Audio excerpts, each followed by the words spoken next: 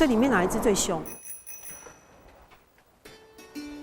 胡胜杰一接近路拦，最凶的公鹿主动靠近撒娇，看在爸爸眼里非常不容易。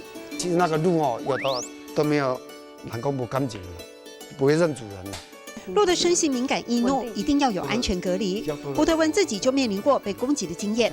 你看那个门，给它撞坏，外面也是给它撞坏，2个都给它撞坏掉了啦。所以被鹿攻击真的是听起来很恐怖。有吗？给我注意给有什么要注意的？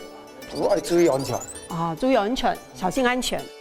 南投水里鹿寮坑，现今鹿口比人口多，养鹿人家不少都是客家人，常面临难题，要让下一代继续这辛苦的行业吗？真的，我自己没办法的话，我也小孩子有比较好的前途，我也是希望小孩子往他那边的去发展这样。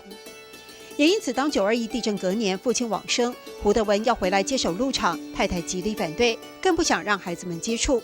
婚姻因此亮红灯，但这并没有改变胡德文想尽孝道、留住父亲心血的决定。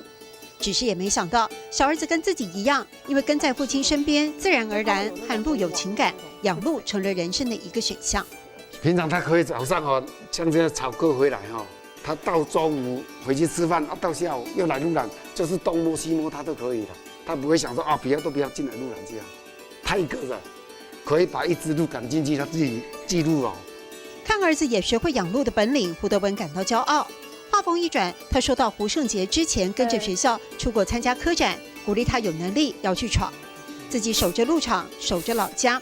胡德文跟很多客家父亲一样，不辜负上一代要他们传承的，同时给下一代回头的可能。一起念念看，要多练习哦。有吗？给爱注意嘅，注意安全。有吗？给爱注意嘅，注意安全。谢谢宗仪老师。